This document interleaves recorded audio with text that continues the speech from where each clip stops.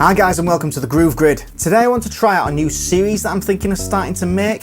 It's basically, the idea is I want to help you to come up with new chord progressions that you can use in your beats and your tracks. Welcome to the first episode of the progression series. I'm going to figure out the chord progression to a song, and then I'm going to go over that song in the hopes that you can take some ideas and some inspiration from these chord progressions that they've used that you can use in your own beats and your own tracks that you're producing. So if you like this as an idea for a series, then please let me know in the comment section below, and also let me know if there's any tracks or any songs that you want to see covered in this series. In this first episode, I'm going to be looking at the song 93 Till Infinity by Souls of Mischief. This track comes off the Souls of Mischief's debut album, which is also called 93 Till Infinity, and it was released in 1993. The music is sampled from the song Heather by Billy Cobham. The Billy Cobham recording that the sample's taken from is in the key of A minor, but the Souls of Mischief have sped up the track and they've changed the pitch of it. So the key of the song is actually, it's kind of in between C minor and C sharp minor. The song sounds to me like it's a 6-4-5-2 progression. Now we're in the key of C minor, or at least near enough the key of C minor. C minor is the relative minor of the key of E flat major. So you can see it as we're using the notes of E flat major, but we're resolving everything to C minor tonality. So the sixth chord is C minor. That's the key center, the tonal center that we base everything around. Then we go to the 4 chord, which is A flat major. Then to the 5 chord, B flat major. And then to the 2 chord, which is F minor. Now, I personally think that it sounds nice if we turn some of those chords into 7th chords, like 4-note chords, 7th chords we call them. So the C minor, I've turned into C minor 7. The A flat major, I've turned into A flat major 7. I've turned the B just into normal B major, same as it was. And then the last chord, F minor, I've turned into F minor 7. I just think that sounds really nice.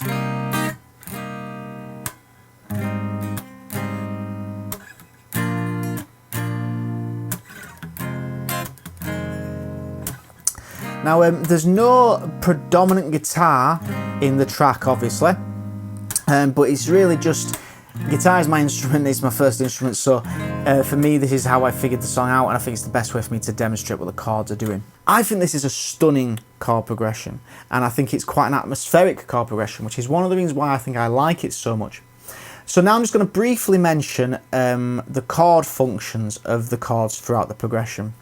If you don't know much about music theory, don't worry about chord functions too much. It's just an analysis tool so we can see how the chords are relating to each other. So first of all, the C minor, the 6th chord, this is what we call a tonic function. And a tonic function basically just means it's the most stable sound. It's your home base, I suppose you could call it. So you could treat this chord as being like home. Everything's going from it and everything's coming back to it. So this is your home base, your foundation of the progression. Now we move from this tonic chord into the 4 chords. So the 1 chord goes to the 6th chord goes to the 4 chord. The 4 chord is that A flat major 7. Now 4 chord, we call that function a subdominant. And a subdominant, the best way I could describe this is it's like it's moving. It's a little less stable and it's like it's moving somewhere else. So we could see this as we're at home and we've started going on a journey. We're going somewhere else. Now the next chord, the B flat major, is the 5 chord within the key. This chord function is called the dominant function. The dominant function chords are the least stable sounding, the least at home sounding chords. And they usually feel like they want to pull you back to going to a stable home sounding chord. This song doesn't go to a tonic chord after that, which is really cool. I like that. It's a simple little thing, and it's not really rare. It's a nice touch. You don't go from there back to there. You go from there down to here, and it's just a lovely sound. I really dig it. It's a really cool sound. So essentially, we're going C minor, or C minor 7, A flat major 7, B flat major to F minor 7. Now that you know the chords, I'm going to show you my computer screen in a moment. I'm going to use these chords to make up my own chord progression. This is a brand new channel that I've set up, and I would like to know if what I'm doing is providing some value to you at all. So if you could subscribe to the channel and hit the like button, and again, let me know if there's any artists that you'd like to see covered in this series. Just let me know in the comment section below. Now I'm going to take that chord progression, I'm going to take ideas from the progression and make my own progression. So I've already done it. Now I'm going to go through what I've done and my thought process behind it. So when I do these kind of things and when I analyze chord progressions, what you want to think of is, what do you like about it? What is it you like about it? So then you can utilize those things you like. So I've decided, just for the sake of it being easier on this demonstration, I've kept it in the same key, which I could have changed key, because I could have easily changed key, and I could change the tempo, but I've actually kept them both the same, just so it's easier to see how I've done it. So first of all, I really like the sound of it being like a minor sounding progression. So it's starting on that 6th chord. I want it to do the same thing. I like that sound. So it starts on C minor 7, the exact same thing as it did before. The other thing I really like about its progression is I really like that first chord change where it goes to the A flat major 7, the 4 chord. But if I'd have just gone C minor 7, then A flat major 7, it has sounded just like the chord progression. It'd be the exact same, and the idea here isn't necessarily to copy, it's to take influence.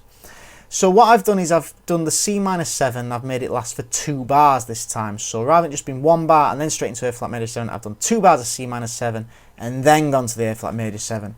And that also builds up that little bit of suspense before doing the chord change that I want to hear. So let's have a listen to just those first 3 bars.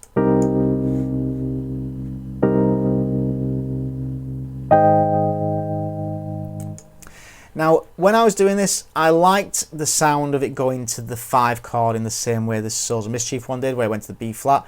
I like that sound. It feels like it's the right chord to come next, so I've kept it the same. So let's listen to the first 4 bars.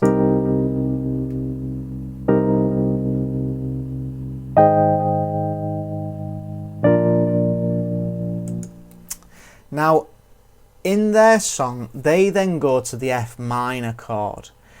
Now, I didn't really want to do that, so I decided I would go back to the home base. So if we're thinking in functions, it's kind of gone C minor 7 is home, C minor 7 stay at home for a bit, A flat major 7 we start leaving, and then the B flat major is we've left, we've gone, and then we go C minor 7 is back home again. Instead of doing what my instincts at first told me of A flat major 7, I decided to do the B again.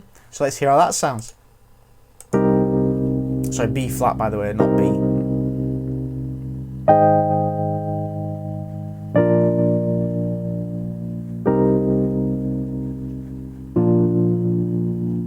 See, it just sounds really nice. It's got a good sound, and again, I use my ears. Remember the rule: if it sounds good, it is good. If it sounds bad, it is bad. And then I wanted to use that sound of the 2 chord, the minor chord, the F minor chord again to end it with. So I've put the F minor chord at the end, and I've put 2 bars of F minor because I wanted this to be an 8-bar loop. Okay, so that's my chord progression that I've put together, using that song as an influence on the progression. So let's have a listen to it all the way through. I've set it as a loop.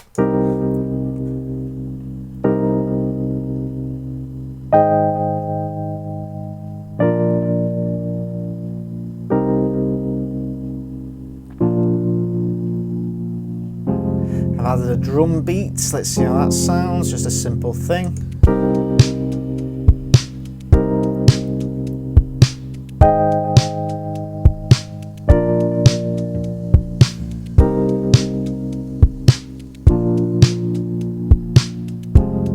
And I've added a simple little bass line I can throw on top.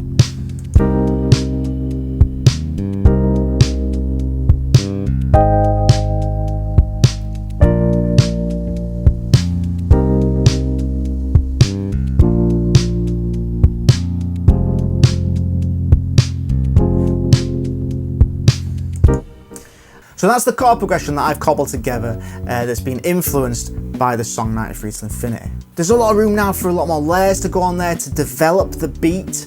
But this is a good foundation. Just having the chord progression alone is a good foundation to start making the beat from. Now I'm sure that you guys can put something together a lot better than I've just put together. So if you do decide to do this, take this 93 to Infinity and make your own track, influenced by that chord progression, then I'd love to hear your music. So please leave some links in the comment section below. And thanks very much for watching this Groove Grid video. I've been Dave and I'll see you next time.